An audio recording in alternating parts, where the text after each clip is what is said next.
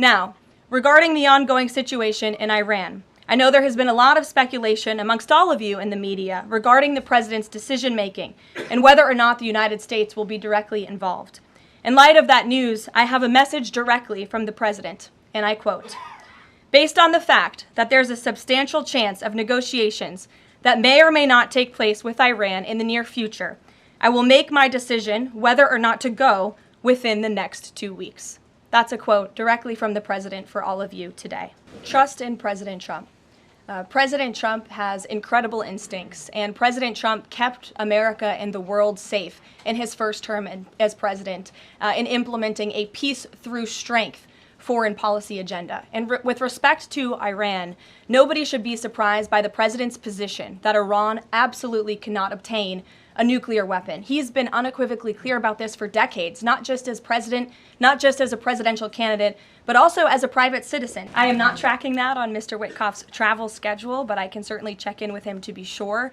As for correspondence between the United States and the Iranians, I can confirm that correspondence has continued. As you know, we were engaged with 6 rounds of negotiations with them, in both indirect and direct. So the president is always interested in a diplomatic solution to the problems and the global conflicts in this world. Again, he is a peacemaker in chief. He is the peace through strength president.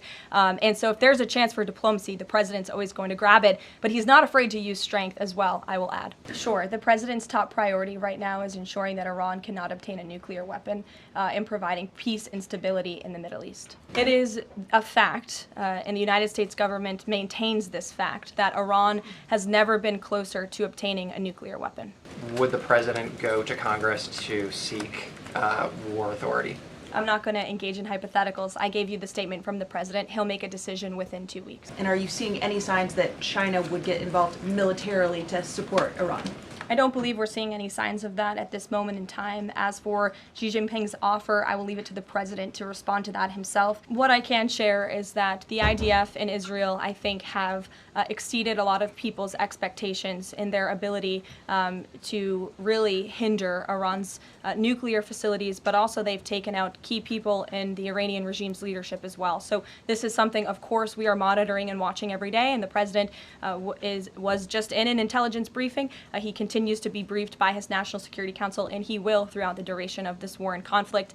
And he also remains in constant communication with our Israeli counterparts, most notably Prime Minister Benjamin Netanyahu. Look, Iran is in a very weak and vulnerable position because of the strikes and the attacks from Israel. And with respect to the president's statement, I shared that with all of you. And he has been very direct and clear. Iran can and should make a deal. We sent a deal to them that was practical, that was realistic, or they will face grave consequences. Look, the president hears all voices across the country, and he makes decisions based on his instincts. And he has always said diplomacy is his first option. Iran has all that it needs to achieve a nuclear weapon. All they need is a decision from the supreme leader to do that. And it would take a couple of weeks to complete the production of that weapon, which would, of course, pose an existential threat not just to Israel, but to the United States and to the entire world.